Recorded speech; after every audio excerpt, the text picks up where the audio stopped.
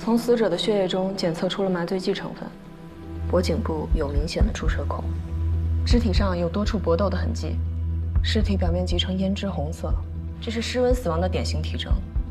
也就是说，梅叔当时应该是先跟人发生了打斗，然后在打斗的过程中被注射了麻醉剂，再被塞到冰柜里的。死亡时间呢？大约4周前。4周前。那时候只有1个学生失踪，剩下的4个学生都不是梅叔干的。梅叔会不会还有同伙啊？他们因为什么事儿发生了争执，接着同伙把他杀了，然后用老方法继续作案。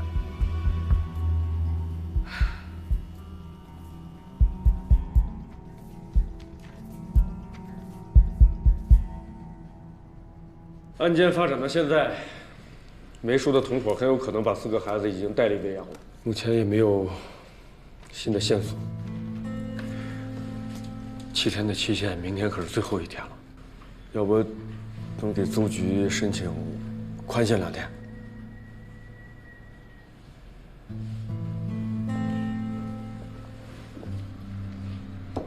军令状就是军令状，大家也不要泄气。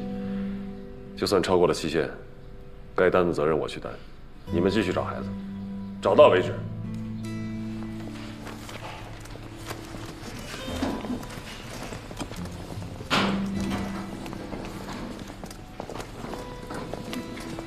早知道啊，就该听小何的，集中兵力调查袁楼里，说不定还能死而无憾了。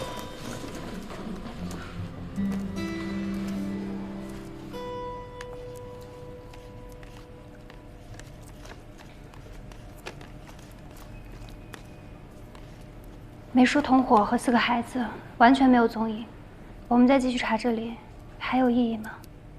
这1316房间在梅叔死了以后就没有居住痕迹了，但绑架仍在继续，还是惯用手法，这说明什么？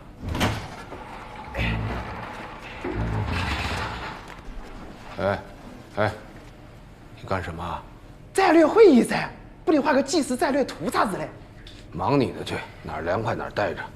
哎，好嘞。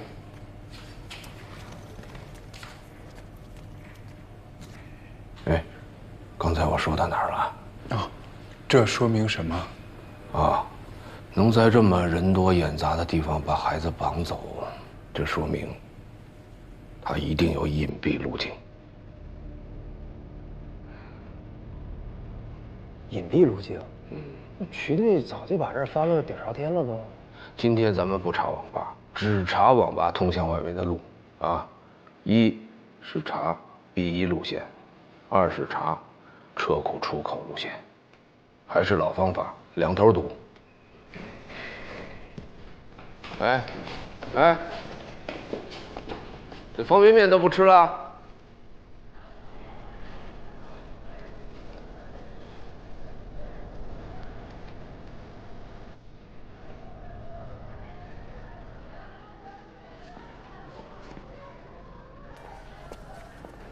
哎，你是不是警察？啊，上个礼拜我跟你们说了，我的板板车丢了嘛，然后你们看一下，比啥子时候派人来调查一下。大哥，我们正在查案，等查完了我就去帮你找。哎，你丢的板车什么样？那种蓝颜色的。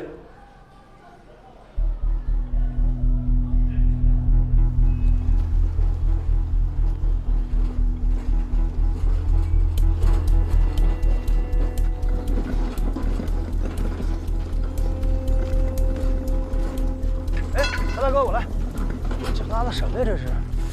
哎，行了吧，快闷死了。我明白了，人贩子是把孩子弄晕之后，用板车拉出来的。搜一下这2个方向，看看有什么线索。这外边应该有汽车接应啊，不大可能一直拉着板车走。大概率是这样，但也有可能存在小概率。冉叔叔跟我说过，1万种可能，只要漏过了1种，就有可能漏过真相。小白、小慧，你俩这边，我那边。好。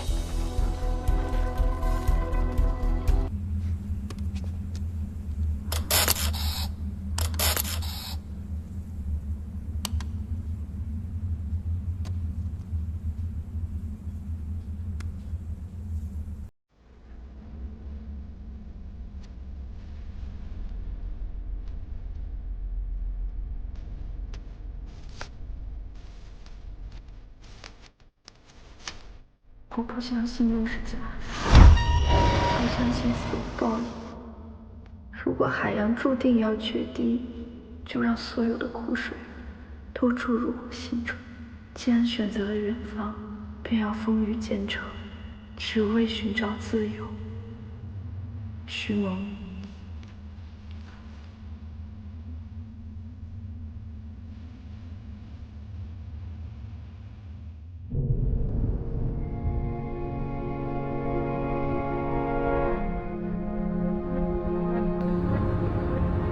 想不到啊，乱鬼跳神吓死人，闹到最后竟然是躲债走人。这人呐，还是得相信科学。做啥子？案子都破了，还垮个脸？我在想，这是唯一的答案。你还需要多少答案？连小人书都知道，真相只有一个。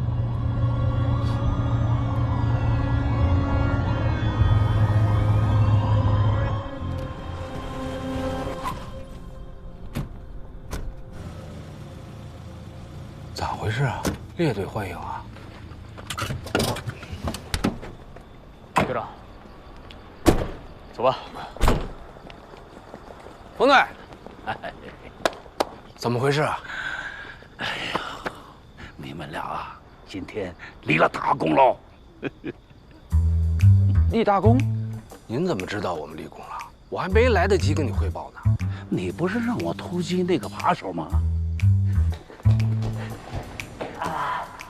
他确实看到了一个公文包，上面写着“青松水泥”4个字，就藏在吴山龙的家里。里面装的什么呀？东山矿场标书的复印件。那这么说，这案子算是破了？吴山龙坚决揭发啊！那个标书啊，是宋青松花了800万从矿上李厂长那儿买的。这个姓李的够贼的，他两边吃啊，一边卖给宋青松，一边卖给杜瘸子，结果两个人还打起来了。明白了，就是姓李的就自导自演说矿场失窃，标书被盗，实际上就是贼喊捉贼。对喽。哎，老队长，我们这儿也有好消息。哦，是那对失踪的妇女吧？主动失踪，证据确凿。双喜临门，改天我见到局长啊，亲自给你们两个请功。哎，老队长，请功这个事儿倒是不急，明天我借调就结束了，就要回派出所了。您看我那个借调鉴定报告。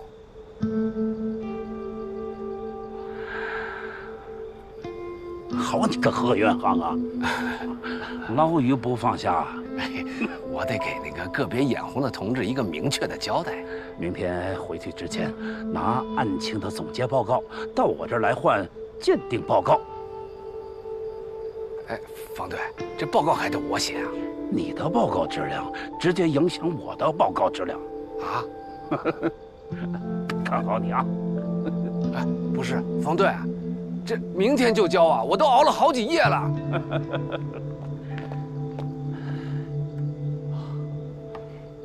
老何，你回去休息，报告我来写。啊，不用，熬不了夜还叫什么刑警啊？这样，你回去休息吧。明天中午呢，来我家看报告，顺便尝尝你嫂子的手艺，让她给你做面吃。走了。哎，你开车注意点啊！啊。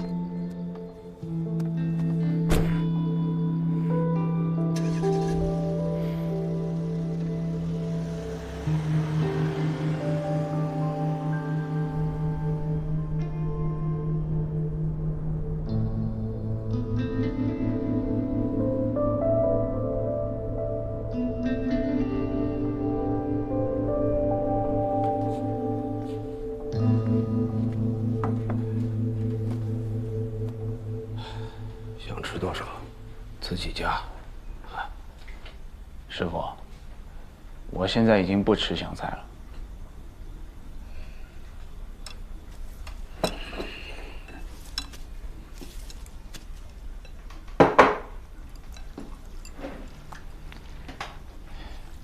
师傅，您现在也退休了，小何也长大了，您在家颐养天年不挺好的吗？这话的意思是想叫我退啊？这不是退，这叫各回各位，继续发光发热。各回各位就是退。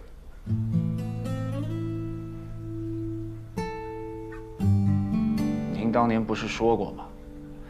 该放下就放下，别钻牛角尖，否则时间长了人。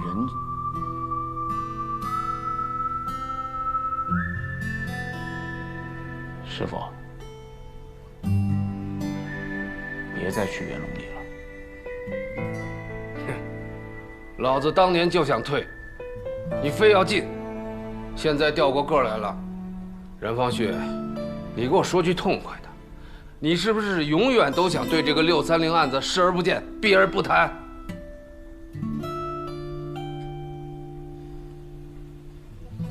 当年破错案，主要责任在我。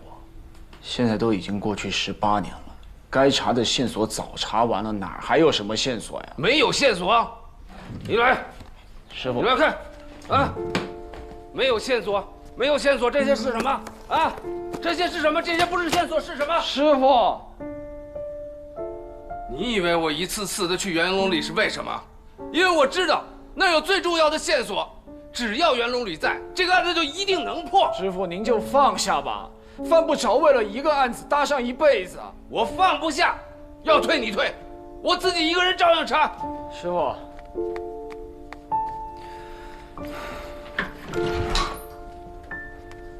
师傅。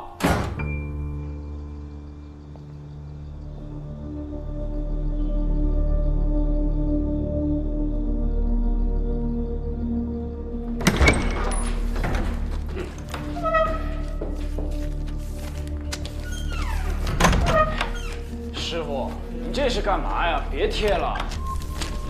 你不查我不管你，我要查你也别拦着。井水不犯河水。哼，贴这些没用的，师傅，就跟我回去吧。哎，师傅，师傅，这很多事注定是没有答案的。老子不要答案，老子要的是真相。松手！你给我松手！不松！您不走，我不走。我现在用不着你，你松手！不松！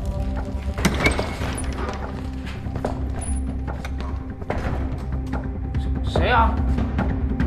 老汉儿，你干嘛呢？幺儿，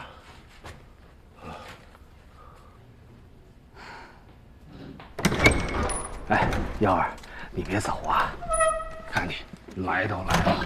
就让我跟你冉叔叔和你一起查这个案子啊！看也看不住，拴也拴不住，拦也拦不住。我一出门就往元龙里跑，你这身体要再犯病怎么办？哎呀，犯什么病啊？你看你老汉这不是好好的吗？啊！老汉，我有任务在身，拜托你带着冉叔叔赶紧回家去。小何说的对，走吧，师傅。你闭嘴！幺儿。你来这儿是不是为了找给韩子昂翻案的证据？正好，我跟你冉叔叔都在，我们2个人可以帮帮你。我不需要帮忙。我跟你冉叔叔查案那是有看家的绝活。我不需要。哎，我保证，我向你保证啊，我们这个绝活要是查不到线索的话，我们俩立刻滚蛋，绝不耽误你工作。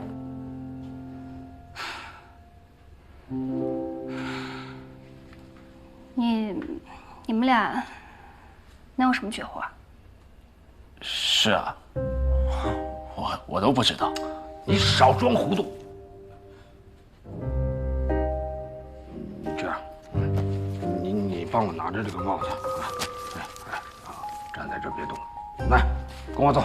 哎，你上哪儿去啊？哎，你就站在那别动就好了啊。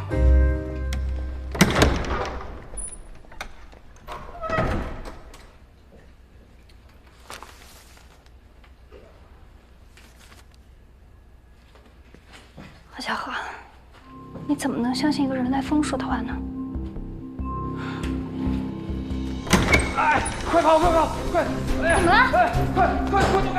危险！快躲开！危险！哎，小心！高浩，谁追你？小心！高浩。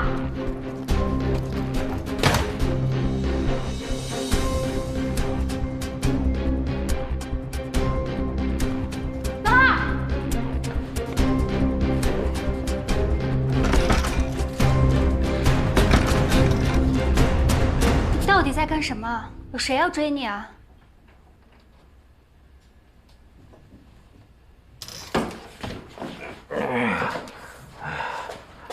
？1:1还原啊，效果就是好。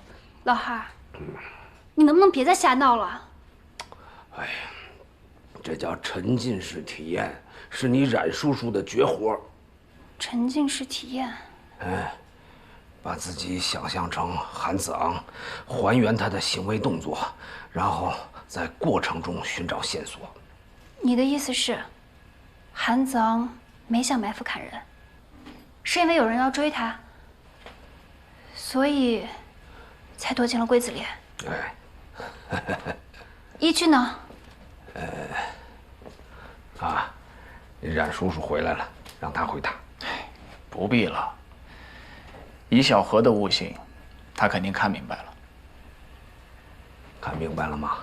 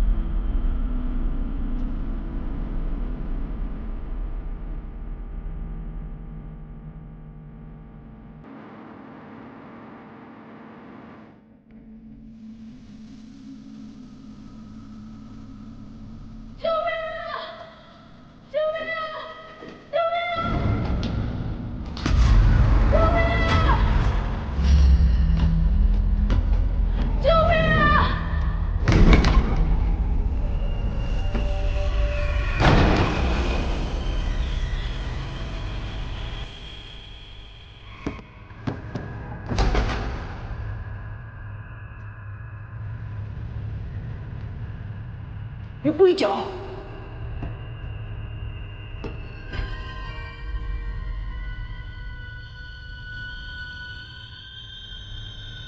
鬼在哪里嘛？鬼在哪里？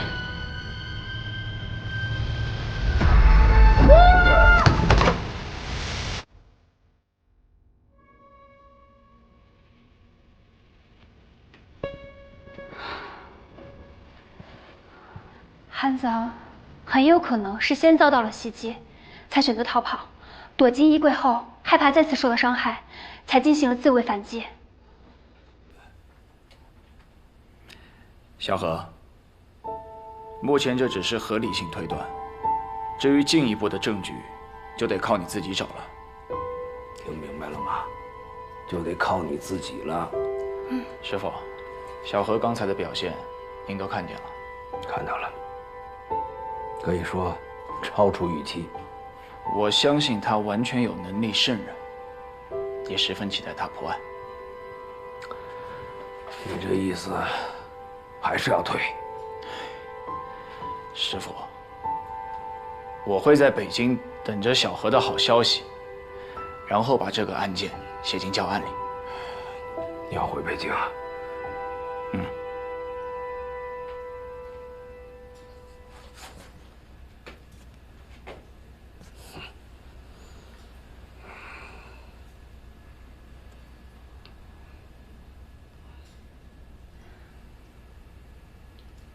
老汉，天马上亮了，冉叔叔还要赶火车呢。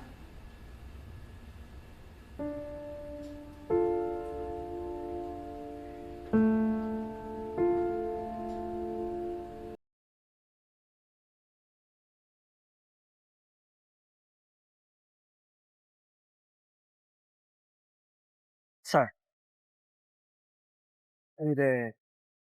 还不得啥子来着？婶儿，不得豆腐俩窟窿，婶儿。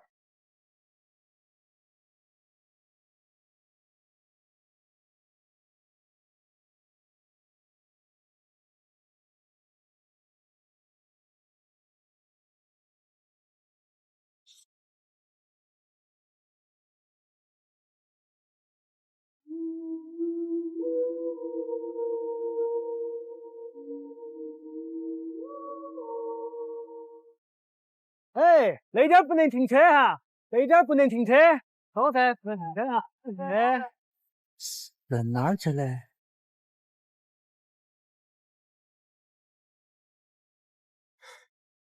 哎，那是哪个屋头的亲戚吗？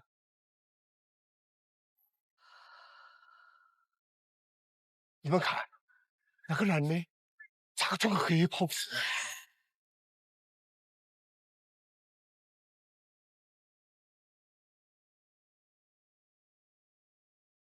哎，装着娃娃也不服了。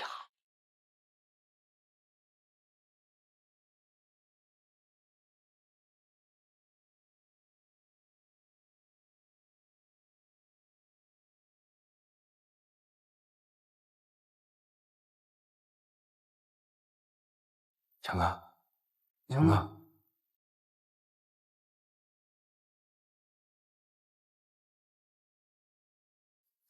，18层不是早就没得人住的吗？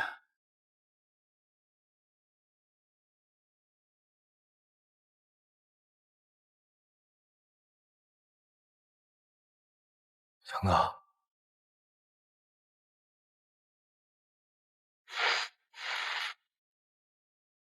你看见他背上看啥子？没得啥子。我去省城开会，定点哦，莫出事。好。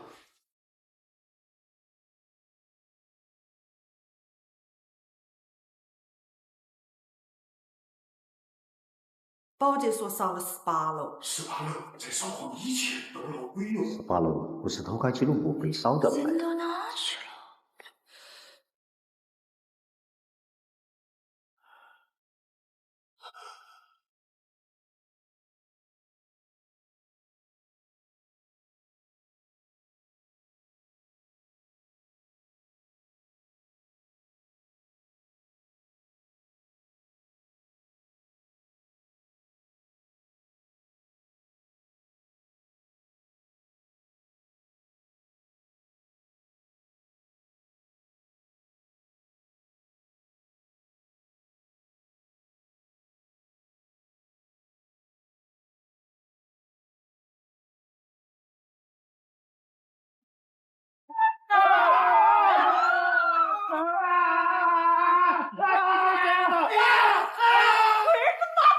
哎，奇怪了，两头的小贩们都是说是的，那2个人究竟去哪儿了？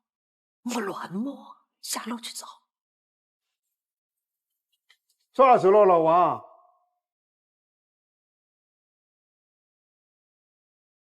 哎呀，王五乱，你在做啥子？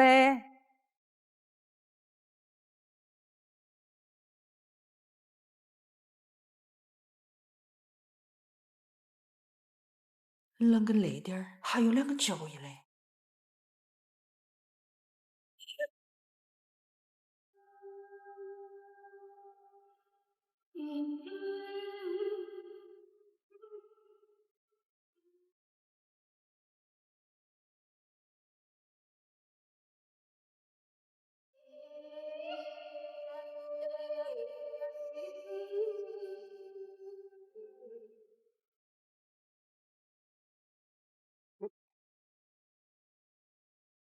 没有吧？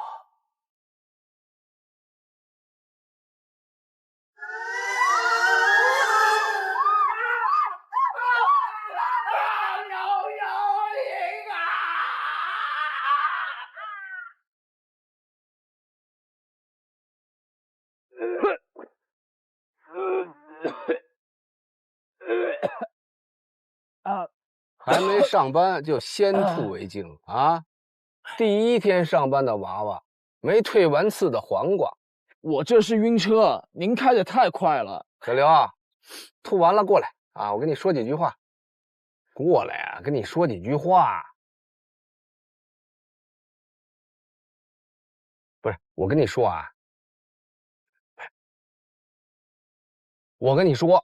咱俩今天呢是临时搭班啊，虽然是临时的，但是也要捋清楚关系。我知道，冯队说您是借调来的，还有1周就回去了，叫我在叫你是少给我惹麻烦，是不是？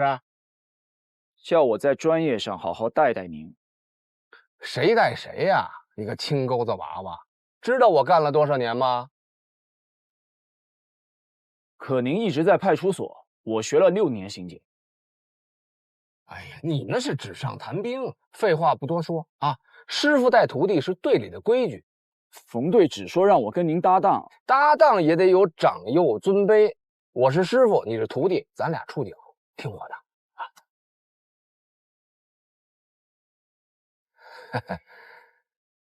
那您说今天怎么查？这就对了嘛。我跟你说啊，这个元龙里是我在派出所的时候负责的片区。当年呢，施工挖出了一个衣冠冢，从那以后，这里的人呢就开始疑神疑鬼，迷信氛围浓重，没事成天瞎报警。所以呢？所以就要按兵不动，先让他们冷却冷却。我不同意，迷信氛围处置不及时，容易出现群体事件。我刚才说的规矩都白说了，是不是？我是师傅，你是徒弟，师傅说什么？何师傅，咱能去办正事了吗？什么何师傅？你当我是修车的啊？倒是像个修煤气灯。什么煤气灯啊？煤气灯操纵 ，gaslight。说谁该死呢？年纪轻轻没礼貌。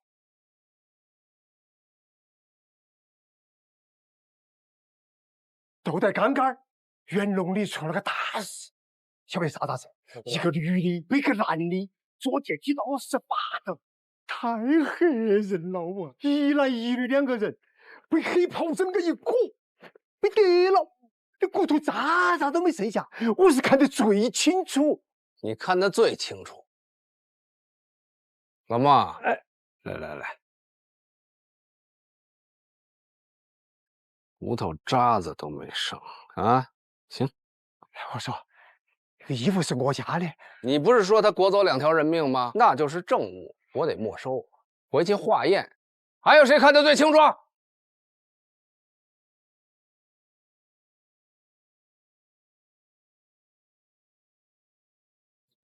风吹草动就报警，炸糊多少回了？你们2个啊，一个居委会，一个保安队，不平息迷信谣言。还助长犯罪，报假警是违法的，知道吗？晓得。无受害人、无加害人、无家属报警，立案依据不充分。再说了，这派出所都来人了，来吧，把字签上。再有1个礼拜，我这借调就结束了，能明白我意思吗？啊，关键节点啊，鸡毛蒜皮的事儿别去刑警队找我，背了案子走不脱。钱了，我去到哪儿？这个小同志是？小刘啊，哎，这是我徒弟，刚毕业，刚来上班，人生地不熟的，以后你们多关照。您好，我姓冉，冉冉升起的冉。还有，我不是他。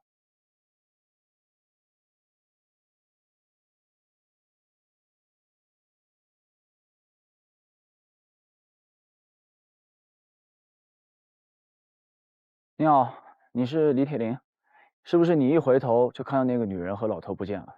是噻，那个女的穿个白裙子蓝皮鞋，哎，一下就没得了。想知道他们怎么消失的吗？你把赶3轮的过程再演一遍，演完回头看我。晓得。哎，那点不得停车，走噻！主要是你放手。真的我，哎，没得了，不是没得了。这儿呢。都以为进门必走大路，他们却贴墙根，避开了视线。这就叫心理盲区。你们看着我再走一遍啊！哎，这把戏都给戳穿了，还在这瞎折腾什么呢？这叫沉浸式体验。国外探案案例都有说，把自己想象成别人，还原其行为动作。什么体验？泡水体验？从这儿到那栋楼。走大路更近吧？他们为什么会舍近求远呢？哎，你跟我来。哎，不是，我们去哪儿啊？收队了，人家没找刑警。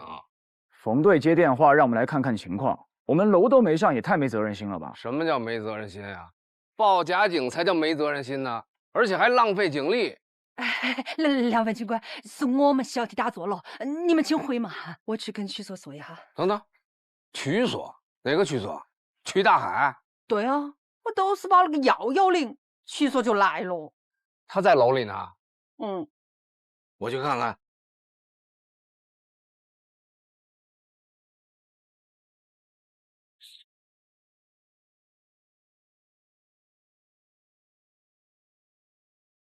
那个女的背着那个老头，就站在这里一动不动的，还把孩子拖了。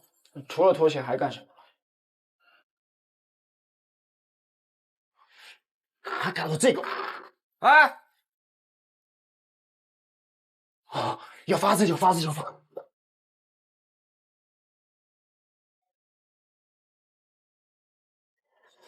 我去捡。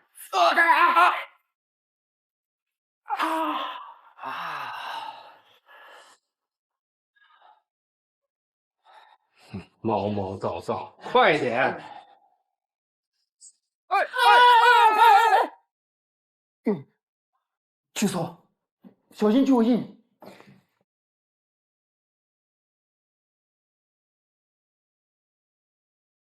哼，什么玩意儿？韩小航，你个龟儿子啷个来了来？哎，小韩，收活，瞎忙活什么呢？收队。我让你们收了吗？干活。这踩得乱七八糟的，这是勘察现场啊，还是破坏现场啊？嘿，谁说我在勘察现场？我在找人。干活。我看谁干。阿潘让一下，看到痕迹了。看见了吗？刑警都在干活呢，干活！哎，我说你小子，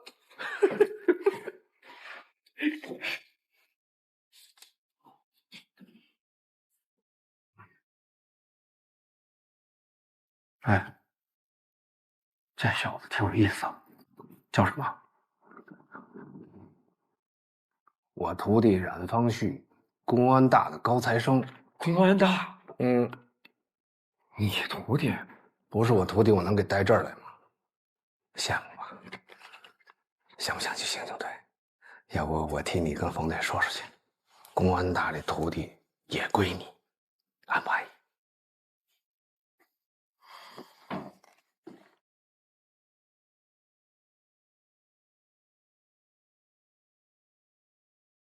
这木板挡的真不是地方啊！这个还是你师傅在派出所扫黄的时候亲手拆的呢。嗯，借用一下。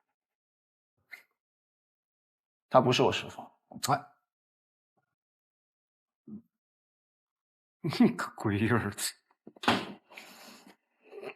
马强，哎，开门。啊，好。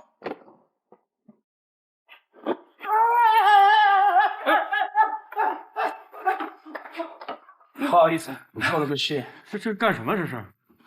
这都不懂，这叫泡水体验，对吧？这叫沉浸式体验。这门框上有个钉子，门檐的灰也被蹭掉了。目前判断，黑风衣是被人有意挂上去的。悬挂的距离刚好开门时能够罩住一个成年人。恶作剧啊！但有个疑点，脚印到这儿就消失了，并没有来回的脚印。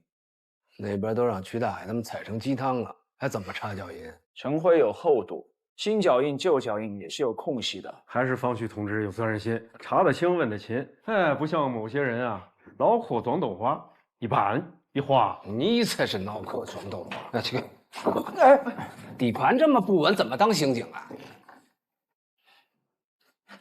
？37码的脚步，背个老头能从小区外走这么远，这个女人体力还不错。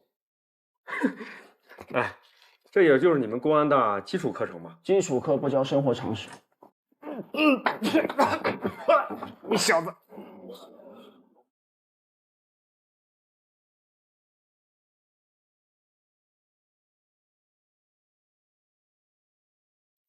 看见什么了？哎，4个烟头，从新鲜程度来看，吸烟的时间在2个小时之内。从燃烧痕迹看，吸烟的人情绪急躁，有的抽了几口就扔下去了。知道是什么牌子的烟吗？多少钱一包？翻盖华宇西，老板标配，20块一包。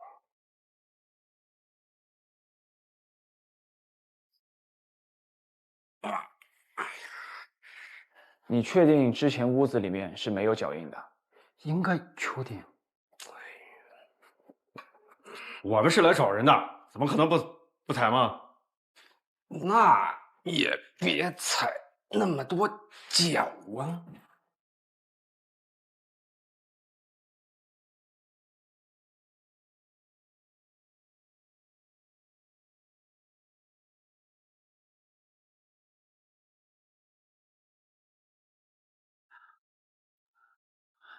何总，局长，别着急，慢慢说。啊，所有的房间我都检查过了，没有人。监控录像我也看了，也没回电梯啊。这2个大活人，怎么不可能凭空就消失了？他得有个去处啊！楼梯的两边门外也都是锁着呀，还能去哪儿？听起来像个广义密室，3条通道，楼道门上锁，电梯又在监控之下。对嘛？要是不诡异，我就不给冯队打电话了。哎，我看你们刑警队趁早立案吧。啊，立什么案？立个屁案！我告诉你们怎么回事吧。门关着呢，外边锁着呢，开不开？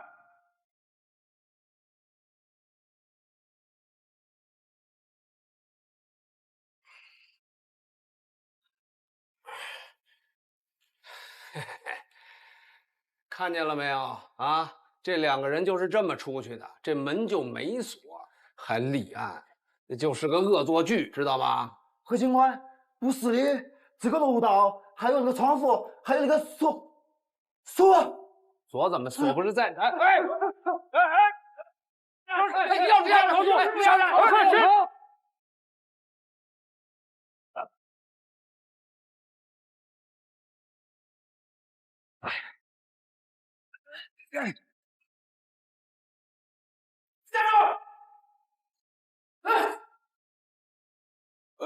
等一下，大爷，我有急事儿，您下一趟吧，不好意思啊。当着警察面出锁，太他妈猖獗了！给我站住！站住！哎，你手回去！哎！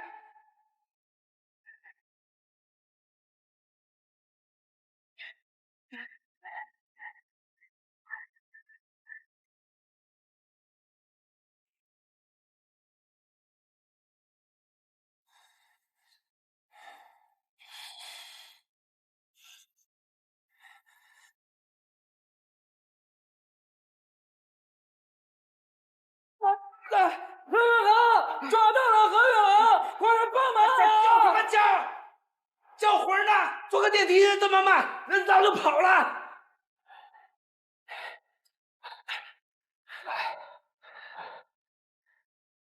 小心点嘛！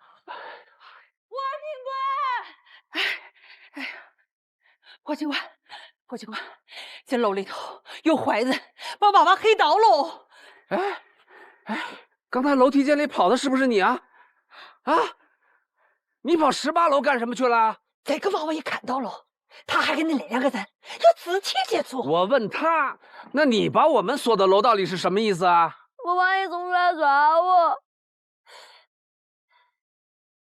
小朋友，别害怕，你是看见那2个失踪的人了吗？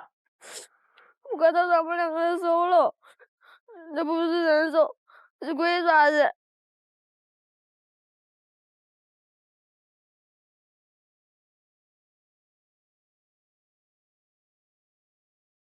鬼爪子？是不是又是你跟他说的鬼爪子呀？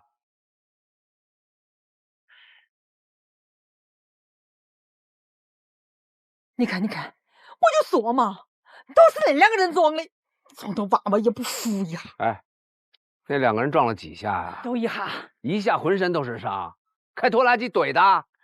小朋友，你这些伤打势……球的时候摔的。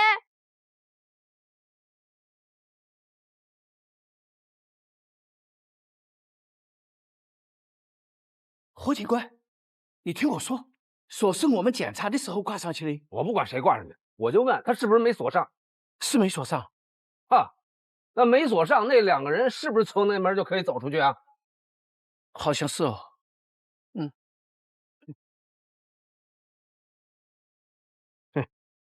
勘察半天，连个通道都没搞清楚。老曲啊，就你这水平，我在冯队那儿怎么帮你说话呀？我用你说呀？还出去做啥子？那就是个恶作剧，回去捡东西，收队。早喊你收你不收，香港回归都赶不上热乎的。嘿嘿。何警官，我觉得有必要。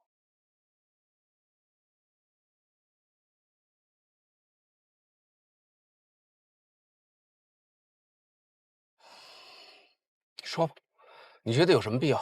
马强说西侧走廊根本没有任何脚印，他们还说这衣服裹走2个大活人呢，一天到晚造谣生事，他们这话能信啊？你别急，听我把话说完，你就直说，你到底想怎么着？我就是想把这个案子搞清楚。听好啊，第一，这不是个案子；第二，你要想继续查，我劝你换个搭档，不要耽误你回去当副所长。我知道，一开始就没看错你，全程搞你气的。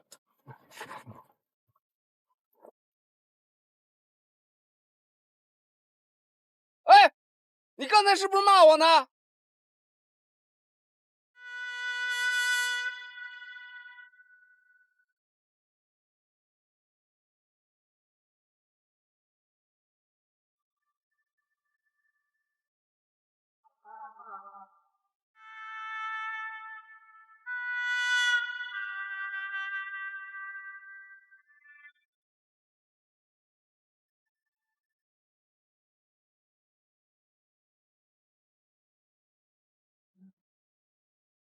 最大限度的激发。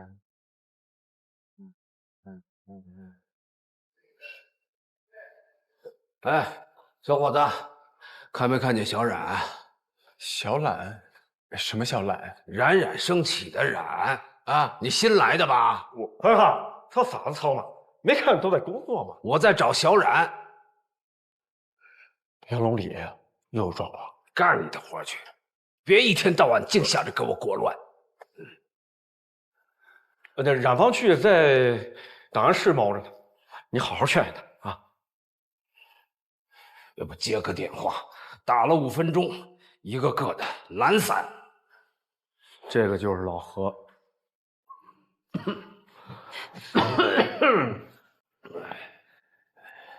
啊，你咋个又来了？在单位叫啥子老何？你冉叔叔呢？你找他干什么？你别管，他人呢？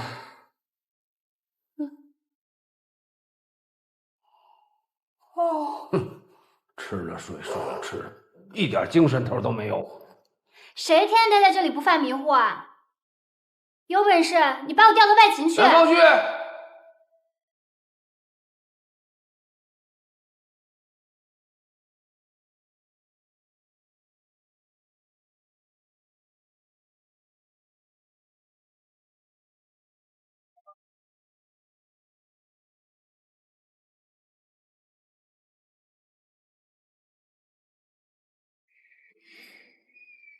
冉方旭，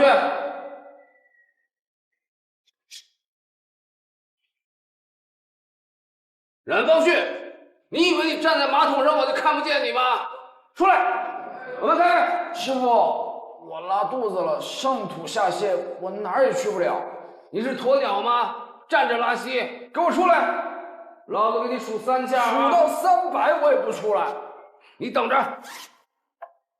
1，师傅，你要干啥？师傅，师傅，3，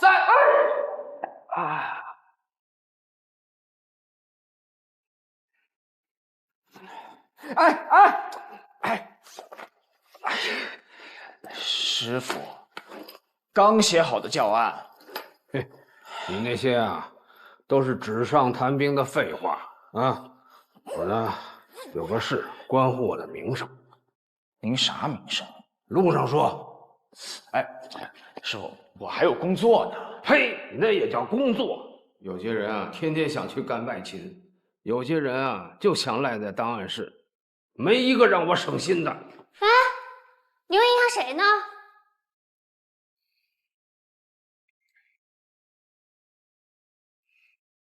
师傅，咱能开慢点吗？慢点儿。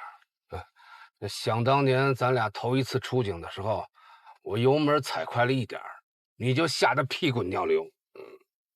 我那是晕车。再说了，您开快车也不是赶着查案的。放屁！说的我好像多没责任心似的。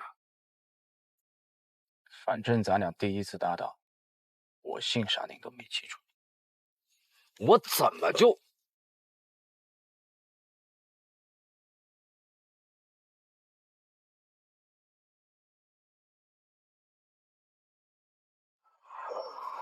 好了，就到这儿了。那个地方我不敢开过去，邪得很。雨杰，哎，好，下车啊。您没告诉我来元龙里啊？废话，我要是告诉你，你还来吗？赶紧下车。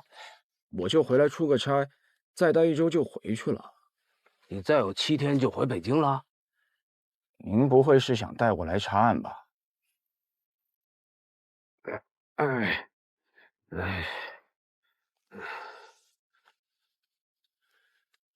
这个孩子叫韩子昂，失踪还不到48小时，还没立案。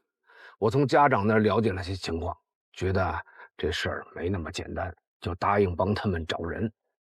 你师傅这些年找人那是有一手，人送美名，老神仙。既然事情不简单，就应该交给警方处理。都说了还没立案，我现在就是个热心市民，帮忙找孩子。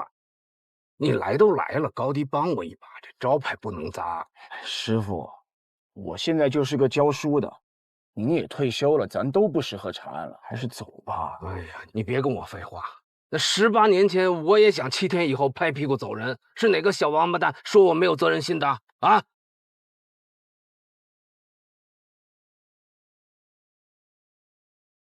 对不起，师傅，当年是我连累您了。哎，你没有错啊，谁都没错啊。要说错呢，那都怪你当年跟我没搞好关系。哎，我怎么没跟您搞好关系了？我叫师傅叫的那么亲。我呸！你别给我浪费时间啊！下车。慢点儿，慢点儿。你小子口口声声说不来元龙里，怎么进了小区跑得比贼还快啊？还不是您又搞煤气灯？哎，不上网吧？现在不兴叫煤气灯了，叫洗脑。走吧。哎呀，歇下儿嘛，歇不得，这个地方不能久待。这个楼啊叫魔楼，每隔一段时间就带走一个人的。有那个警察都洗不在这个地方了的。是嘛？有个警察还是管这一片的，叫何啥子的。是的时候，那么粗根红衣枪，直接把身体剁穿了的。尸体挂在那个墙上，死得惨得很。哎呀，快点，快点！我看你们俩才挂着死相。大爷，我又没说你，你吼我爪子呢？哎，师傅，哎，你别拉着我，我倒是要问问，我是怎么挂在墙上的啊？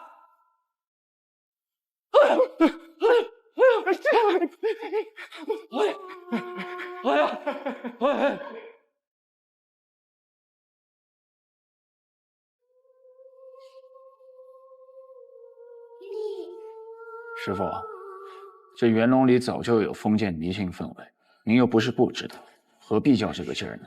我要是不骂他们，下一个被说死的就是你。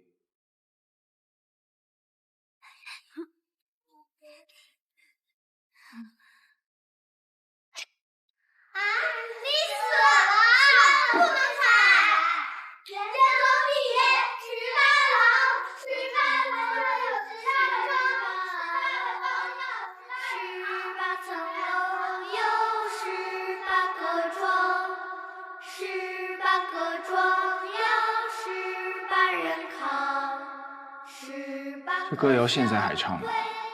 要不是当年你坚持把这案子查下去，这所谓的魔楼不定收多少颗人头呢。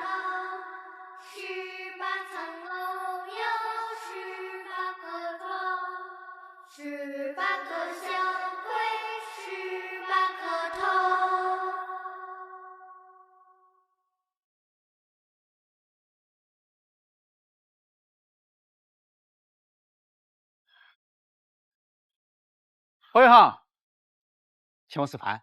凭啥子？你不是要查案子吧？我帮你插个队，早点把报告出了。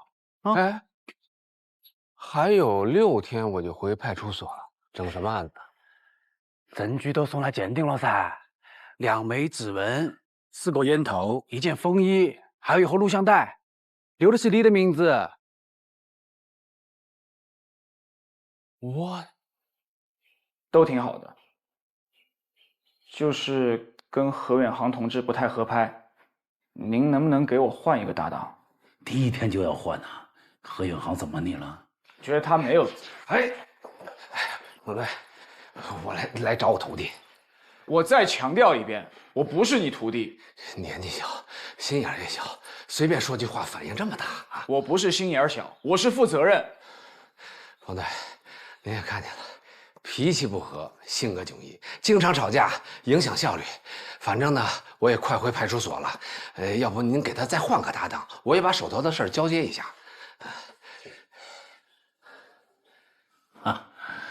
合着你们俩在我面前唱双簧呢是吧？啊，说吧，你们查案需要什么支持啊？哎，冯队，我们这不是演戏啊，我是真心的要跟他分开。冯队啊，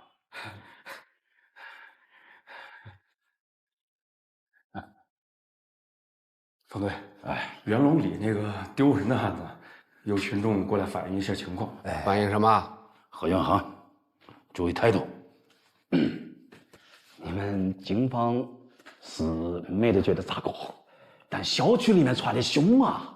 有人说失踪的2个人是黑白无常，那个楼就是他们的食堂。还有人到处传唱啥子元龙里18楼，18个小鬼18个头，鬼扯！肯定是哪个在那里鬼话连篇。冯队，这元龙里当年动工的时候呢，确实挖出过1口棺材，但那是3国时期的衣冠冢，里面根本没人。像这样的事，让居委会反一反迷信就好了，何必让刑警队出面呢？但问题是，元龙的构成比较复杂，里面住的啥子人都有。昨天有人立即失踪，现在又传出这样的歌谣，搞得大家是人心惶惶，还请公安查清真相。何远航，昨天那个案子到底咋回事啊？曲大海已经给定性了，就事装恶作剧。那根本就不是恶作剧。冯队，我昨晚走访了目击者，证实了3件事情：第一，走廊深处根本没发现脚印；第二，那把锁是保安挂上的；第三，楼道门的玻璃是梁老伯打碎的。所以，何警官昨天说的离场路径根本就不存在。那2个人的消失依旧是个谜。说得好，方旭同志说的对，领导说的对，小问题不重视，往往会发展成大问题的。人言可悲噻。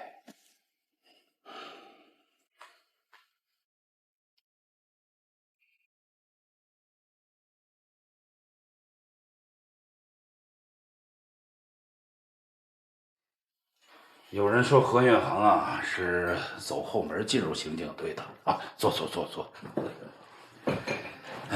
其实呢，他是我千挑万选才借调过来的。冯队，何远航虽然不是科班出身，但是在他那管辖片区内啊，常年的破案率最高。这说明什么呢？这说明在他身上有你我看不到的长处。他在有些方面啊会帮你不少。当然了，你从专业的角度啊，也可以好好的带带他，明白我意思吗？冯队啊，那袁龙里的案子还是你们2个一起跟。侯总，你先忙，我先走了啊。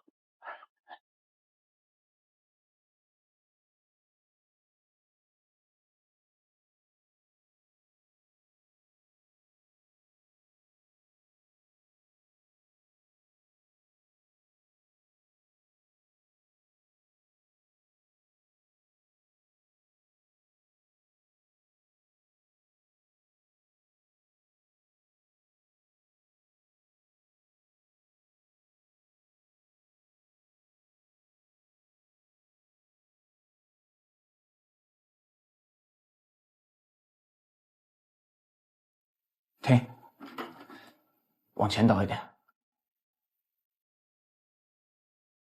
这儿。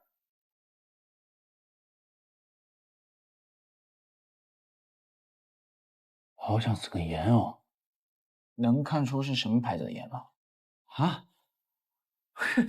那看不出来哦，看不出来，看不出来。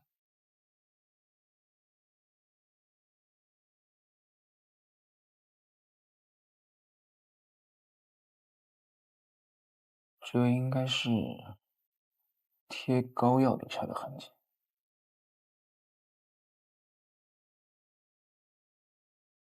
你爪子嘛？我签字了嘛，你就给鉴定？你们技术科最近是不是饭不管饱啊？哎，合眼行没看完呢。光看有个屁用？哎，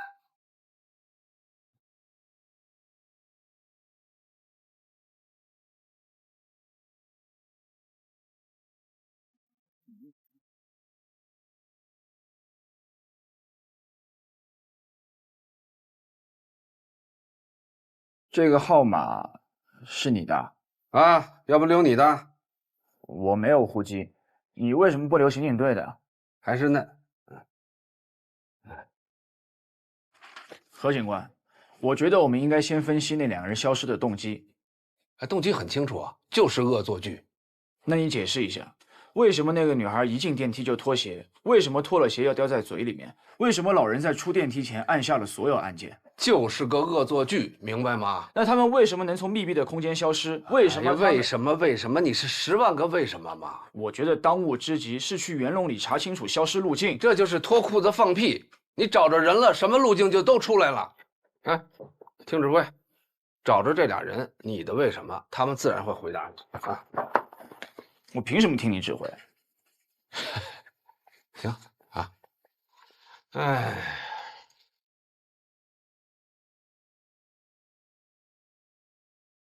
来，等会儿，你看见那几个骑火三轮的没有？这样，咱们俩打个赌好不好？你过去，如果你能打听出他们姓什么叫什么，以后我都听你的；要是你打听不出来，那你就得听我的，怎么样？我不赌。你不是要查路径吗？我记得那两个人就是坐火三轮来的吧？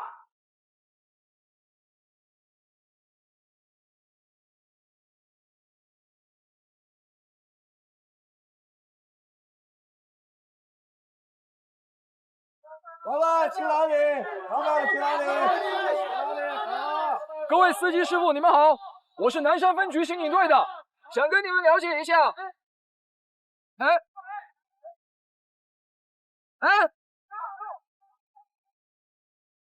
师傅，师傅。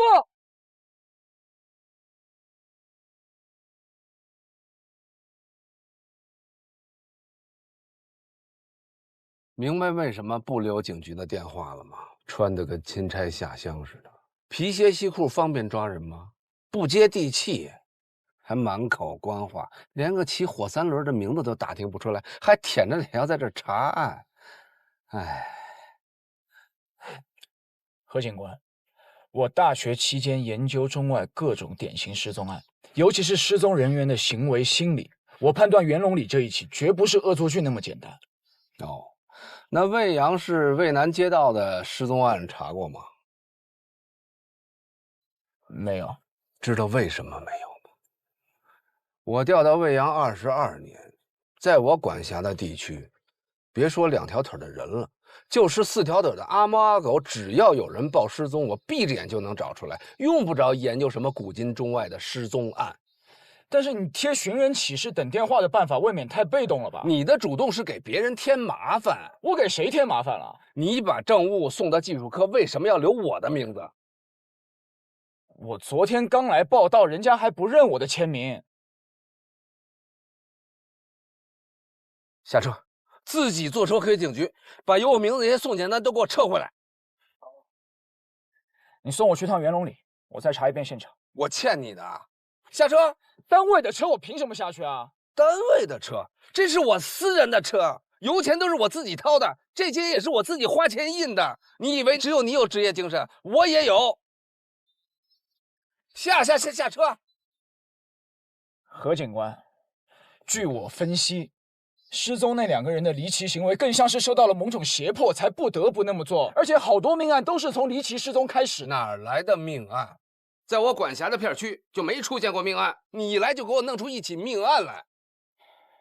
墨菲定理听过吗？你越怕什么，就会越来什么。狗屁定理，狗屁命案。刚才打赌你是不是输了？输了就得听我的。我现在命令你回警局，把有我名字那些送检单都给我撤回来。何远航，你就不配当刑警。